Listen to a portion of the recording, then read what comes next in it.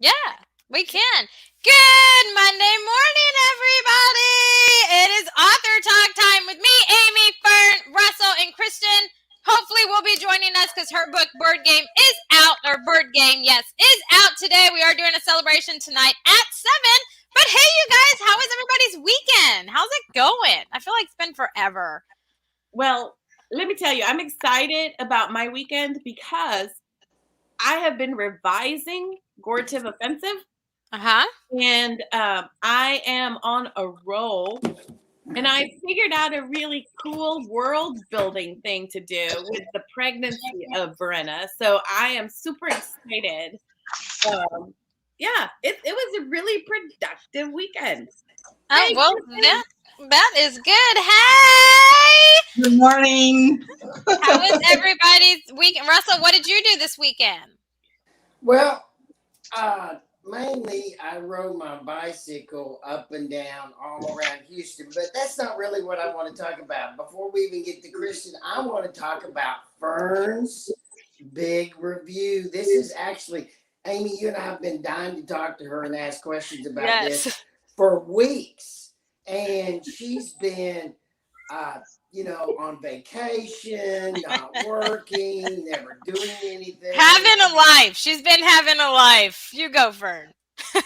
So, Fern, how did it come about?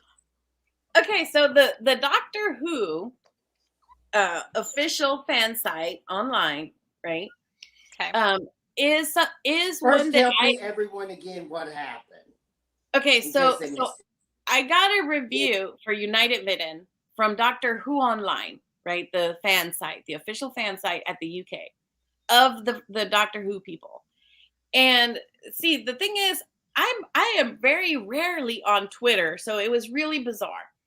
But I follow them on Twitter, and apparently they follow me back. They follow whoever that is following them. They follow them back, Nice. especially if you're an author. I didn't know this, but they follow authors.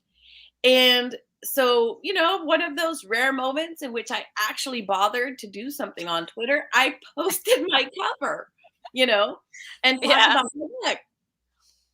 And they saw it. They saw my cover.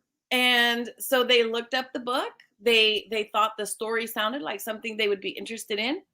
And so they put it out to their reviewers. They have several people that review for them.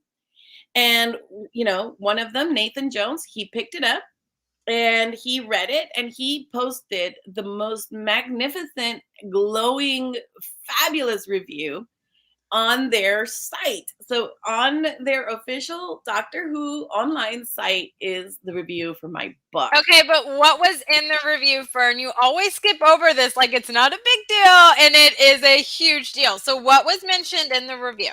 Okay, what I really love the most about that review is that he compared my book to Dune, to Frank Herbert's Dune. Yes. Yeah. It is huge. But they also said that it should be a movie. Yes. So she got 2 really amazing compliments in this review. And that's why me and Russell have been dying to talk to you. And, you had to go do your little live a life kind of thing. I don't know why you can't just not do that, Fern. Goodness. But no. Some of us had to work. We have to make a living. We have to make some money. No, but it's really cool. And I love, what I really love about the comparison and about the review is that, first of all, it's from Doctor Who. Okay. Yeah. The fact that the fans of Doctor Who would like it is really cool. But also, they never mentioned Star Wars. And there is a person who had been one of my critique partners for a time, who kept saying that my book was nothing but Star Wars fan fiction, and very worried that I might be putting out something bad. I don't know who that is, but you need to cut them out of your group. Yeah, I pretty much have. I love it, Russell. You're straight to it. They're done. Crap. I know those members. Get rid of them. They're unworthy of reading your book. Oh my gosh, I love it. Russell in for the kill. Oh, I love That's that. the lawyer. That's the lawyer. I'm a little protective of Fern. You are. Because Fern has done so much for my writing. I mean, Oh. she really has. She's really tripled my ability in writing. And so I'm a little bit aggressive about people picking on Fern. I can do it. I just don't want anyone else to do it. It's okay. We are all protective of Fern. We love Fern, and her writing is amazing, as Doctor Who has also told the world about your book. Yeah. Which is awesome. That's exciting. I'm so excited for you. This is a huge, huge compliment. And I feel like it's every sci-fi author's dream is to have Doctor Who review their book, you know? Oh yes. Oh yeah. And I put it on my Amazon page. So now, like, I couldn't figure out. I went on to Author Central. Wait, don't talk anymore about what you're going to do with it. Okay. We want to do that next next Monday. week. Okay. We want to go ahead and get to Kristen this week, because I have a whole different lecture of you about that. Okay. All right. I love it. I love it. Kristen, did you have a busy weekend? What all did you do this weekend? I really did have a busy weekend. In fact, I didn't get to bed until 4 o'clock this morning. Oh my goodness! And you got up to join us? Girl, power to you. My plan. It wasn't in my plan, but that's the way life goes sometimes. Yes, absolutely. Well, good. Busy weekends are good. It makes time go by quick, which we love. So you guys today put my daughter in a jumpstart to learning pre-K, just pre-K, okay, is what I put her in. And she was so excited to go when I dropped her off. And I am this mother. Her water bottle was decked out because, you know, I do the tumblers and stuff. So it was decked out. It had her stickers on it with her name. It was just, I was that kind of mother. So it was fun, but she was so excited to be dropped off. She was sitting down coloring when I left. And she didn't want to take her backpack off. So pandas are really big in my household. My husband has a panda tattoo, says that it's his spirit animal. So we are all just a bunch of pandas. My kids are my little pandas is what I call them. So she has a panda backpack. And it was just one of those, you know, everyone thought I was going to be a ball bag. And I probably should have been. But she was so excited to go and play with other kids that I couldn't be upset, you know, sending her and just be sad that she's not here. I wouldn't think that about you, Amy, because actually you're kind of a tough chick. I mean, you was raised with 4 sisters. You're actually pretty tough. I am. I wouldn't think that you would be a ball bag. Well, good. you really, Amy, you really are kind of a very, very centered young woman. I mean, thank you. You know what you're doing with your kiddos. You know why you're doing things. You know, you're with your business and stuff. So yeah, it makes perfect sense that you made this plan for her, and that you know, you're not all like emotional about it, but you're excited for her, and she's excited. Yeah. She was so excited to go, and it was just, you know, I put her backpack on her yesterday because, you know, it's a cute little backpack that fits her, and it's just so cute. So I put it on her, and she didn't want to take it off. I swear if this girl could have slept in her backpack, she would have. But, I mean, she had so much fun. So I'm counting down to pick her up. I was that mom that asked the teacher, so is it 2 or 1:30 to 2? And she laughed at me. She was like, it's 1:30 to 2. I said, okay, I'll see you at 1:30 to get my kid. Like, I'm going to be the first there to pick up my kid. You know, it's a fun morning. And then, you know, I thought I was going to spend time with Sky because we were back about, you know, 8:30 or 8:45. This girl went back to bed. So here I am up super early for me. And I am like, I'll get stuff done. So the response is congratulations on that. Yes, absolutely. That is it for sure. But today is Monday, and you guys know we love Mondays because we get to celebrate it with you, and we all get to come together. But we're bringing you a new author who has a book celebration / book launch tonight at 7 p.m. all are welcome to join. It is a wonderful children's book, and it is dyslexic friendly, which I find is quite amazing because we know so many people do suffer from dyslexia, and especially little kids. And sometimes finding books that are friendly for them to read doesn't make it difficult or anything for them. It's difficult to find. So the fact that this is dyslexic friendly is a added bonus to this amazing story called Bird Game. And so with all that being said, I'm going to kick it to Fern, and Fern is going to take it away. All right. Well, Kristen, congratulations on Thank you. your book today. So, Bird Game, tell us a little bit about what is it about, and how did you decide on this story? How did the story come to you? Well, this is a true story. I was driving around, and you know how you see birds sitting up on the phone wires? Mm-hmm. Yep, there it is. And I started thinking, what are they doing up there? I mean, are they watching us, or are they having, some sort of social thing going on, or are they just not talking to each other? What are they doing? And I knew that I was going to come to the conclusion soon about what they were doing. Mm-hmm. And then all of a sudden I realized they're spectators. They are watching something. What are they watching? And the more I thought about it, I realized that they were watching a game. And so, I mean, this is what they were doing. So I wrote it down. That's how it worked. So what is this game that they're watching? Well, Bird Game, it's kind of like a bird version of football. So we have a bird announcer who announces the game, and there's a seed that one bird picks up, and then they start moving it across the country to get to the end zone. And it's all the things that happen between when the seed gets picked up to when it finally reaches the end zone. Very cute. Very cute. Okay, I will never look at those birds sitting on that wire the same again. No, there were bird interviews that happened in this book. There was a bird halftime show that happened. It's just spectacular.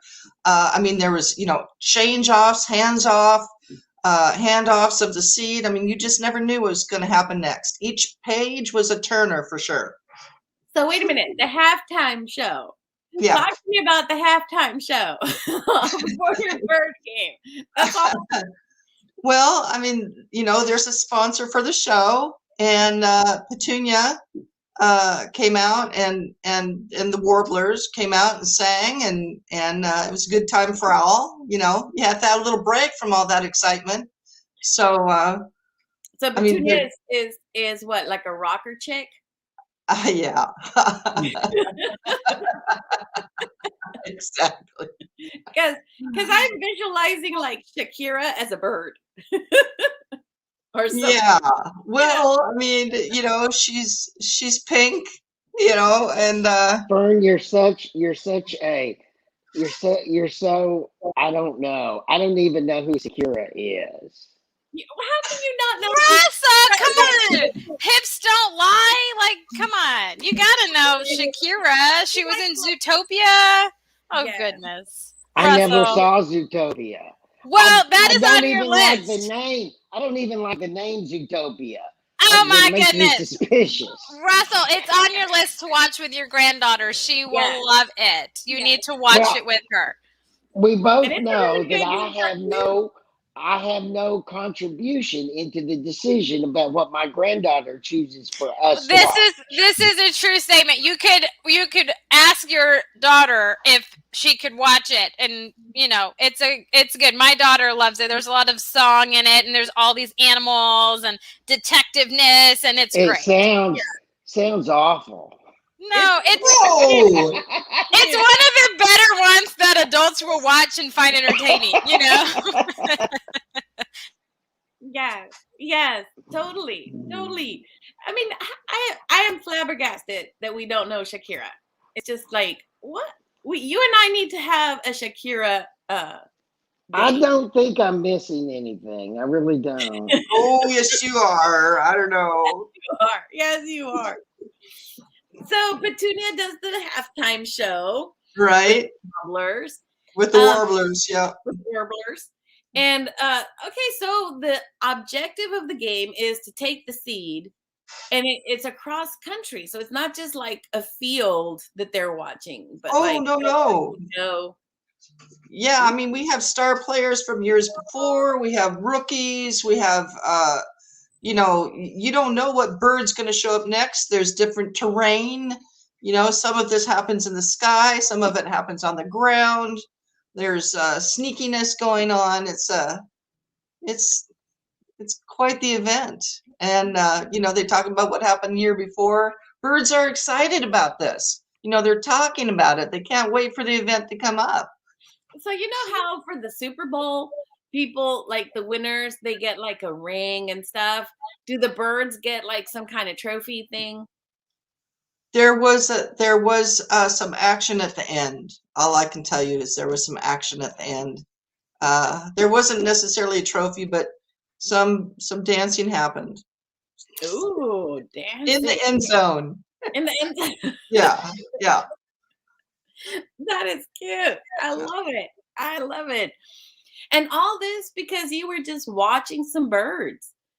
Yeah, that's yeah. how crazy it is in here, Fern. But that's how it is for authors. I mean, you know, my little balloon picture book came from, I just got a little happy face balloon and started thinking about what would happen if they could travel the world. You know, That's how it happens. It's You know, questions. That's right. You know, I That's tell. called pollution, isn't it? What's that? What'd you When say? you let your balloons travel the world, that's pollution. Yes, in real world. Not in a Talking children's parenting, book. littering. Not in a children's book. It's not. It's the happy trails of a happy balloon. Okay, it's not pollution in a children's book. Russell, you are a children's book author too. I cannot believe these commentaries. I know, right? Why are you I can't wait shocked? to write the evil twin weasels. I have twin granddaughters coming, Kristen. And so my next children's book is going to be about the evil twin weasels. I don't know. I think that there's some funniness in there. I don't know if my daughter will allow it to be written, though, because Well, she's usually saying, no, Dad, no, Dad, no, Dad. Super fast. I'm more shocked that Fern was surprised that these comments were coming from Russell. Like, I am not surprised at any bit that they're coming from Russell at all. I was waiting for something like this. This is great. Oh, I'm dying laughing over here muted. I'm just throwing it out there. Kristen, tell us some of your war strategy for your book. Mm-hmm. So what happens when I think about writing? So this is my third book out. I have more coming, but this is number 3. And the way it usually goes down is I think about it. You know, I make observations. And then somewhere between midnight and 4 a.m., it happens. So, yeah, and it usually just like happens all at once. So I sat down. I felt that was the moment. I sat down.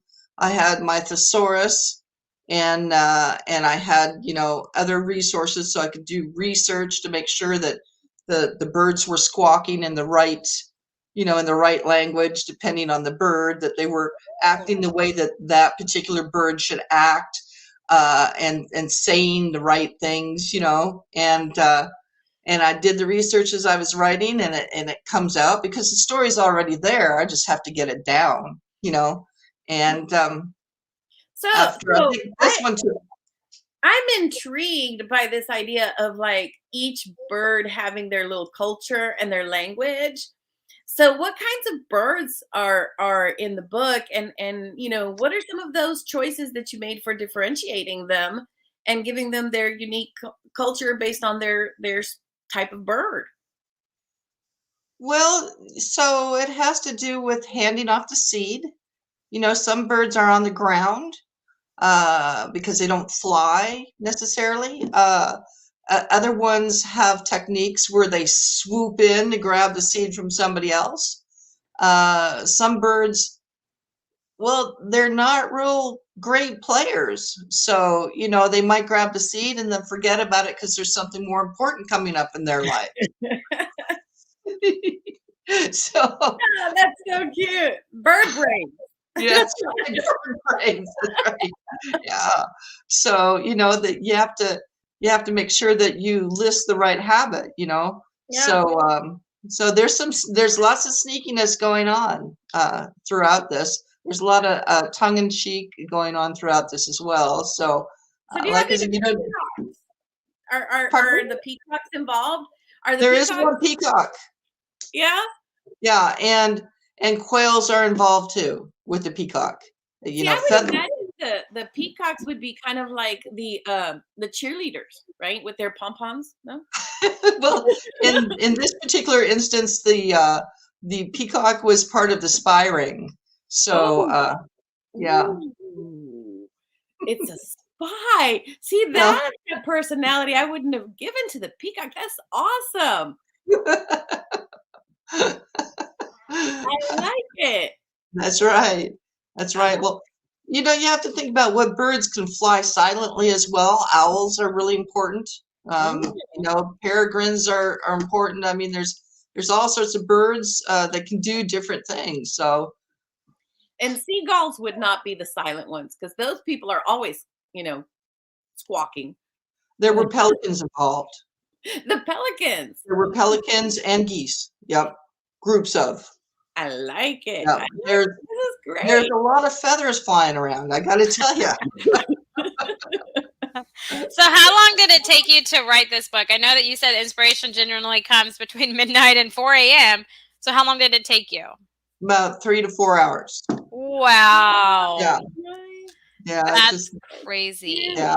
So the illustrations, do you do your own illustrations? Do you have an illustrator that works with you? Each book has a different illustrator. In this one, Why my did you do publisher. that? Pardon me? Why did you use different illustrators for each book? It's the way my publisher works. Oh. Yeah. She chooses the illustrators, but sometimes I get complete. So what I do when it comes to the book, I have an idea of how I'd like to see each page look, and I write that down for the illustrator, and then they do their beautiful thing and pull it together. And she did a great job. She did a really great job. Here is one of the illustrations. I'm not going to go more into the book, but here is one of them, and it is a ton of fun. I've had the honor of reading this book, and I like it. My husband loves it. My daughters love it. I do highly recommend it. And my daughter likes to look at the illustrations. I think for a children's book, illustrations is really what makes the book. I mean, I think the storyline does too, but really the illustrations and being captivating. And yours are like full pages, and it's wonderful. And so I really, in a weird term, Russell's going to give me a ton of like hell for this in a minute. I literally, when I was reading it, I felt like I was with the birds, like spectating. I really did. It was like a crazy thing, but I felt like I was there among the birds. It was crazy, but it was fun. So now we got to consider, what kind of bird would we each of us be? What kind of bird would you be, Kristen? If you could be a bird. I hadn't thought about that because maybe one of those blue-footed, what do they call those, booby birds? Oh. Okay, I like it. I like it. Colorful, I don't know. I want something that could fly really good, do some diving. Okay. I don't know. Lots of options there. What would you be, Fern? I love it. I love it. What would you be, Fern? Oh gosh, I'm a big fan of eagles. Oh, okay. I like the idea of just flying way above and and I love that they can look at the sun, and they just directly look at the sun, and their eyes don't get damaged or anything. I mean, I think that is the coolest thing about eagles. Wow. Russell, what about you? If you could be a bird, what would you be? Probably a pelican. Oh, I wouldn't have pegged that. Okay. You know how Okay. they goofily fly across the water? Yeah. Yes. That's me. I'm a goof. Oh, I love it. I'm surprised. I would want to be a hummingbird. That would just make Yeah, I can see you as a it would make me hummingbird. so happy. Like, I don't know why, but when I see them, it just makes me so happy. So I would totally be a hummingbird. Like, it's weird that I have thought of this before, of what animal, if like reincarnation is a thing, what animal I'd want to be. Well, if I had to be a bird, I'd want to be a hummingbird. If I got to be like, a predator animal, like a big cat, I would want to be like a black panther or a jaguar. Those are my things. I think, It's really Amy, sad. I've thought of these animals. So I think, Okay. Amy, you're trying to escape your own life a little bit. no, I Must have love been my about own 4 life. o'clock when the babies were crying or something. No, I just was thinking of all these things. Like Josh would just be a panda. No other animal, he'd be a panda. He's like, because He's not they that just fat. no, but no. Well, how did he word it? It's this. I'm not going to word it the way he does. He's like, but they sit around and eat bamboo all day. They have the power and ability to kill you, but they choose not to. They choose to just eat all day. And he's like, that's me. I was like, okay, I don't see you having the power to kill anybody, but we'll just pretend, okay? We'll pretend that you do. Whatever. Seems So, Josh would be more of a raccoon. I think so too. Oh my gosh, Russell, we are on the same wavelength. I thought so too. That's just me though. But anyway, Oh my god. So, Kristen, your books. You have other books, but besides this one, what are some of the other titles of the books that you've done? The first one that came out is called Handsome's Tale, and it's about a little blue mouse who's just being his cool self. And then the next one out is called The Big Race, and it's about a dog and a duck that have a race, and it goes terribly wrong, of course. More fun. And it's written in Limerick. So part of the fun of that is reading the Limerick and seeing how, each page flips. I like birds. I don't know why I'm into birds, dogs and ducks and birds. Wow, that is so cool. Yep, there's a big race right there. It's That is mostly Limerick. cute. Mostly. it's a That is cute one. awesome. It's- So of course, you've got these little mice picture book, and you've got your dog book and the bird book. So what is next? Are we going into like a jungle, or what's the next one? Well, I have 2 more coming out that kind of go with the first one. And they're fun. They're kind of for younger kids, rhyming books. The next one out is going to be about a monster that roars. So I anticipate many children roaring lots. The other one's about a snake who's very charming, Gentleman Jake the Snake. And I'm working on a young adults book. We'll see how that works. It's pretty exciting. It's got a lot of stuff going on that you wouldn't imagine, but I did. So So, and that brings up like, since these are for like younger kids, mhm. when you're as an author, working with text that will be good for a younger child, you have to really be cautious of word choice and things for them. What are some of the challenges that you're finding as you're moving towards a little bit older writing, writing for an older child?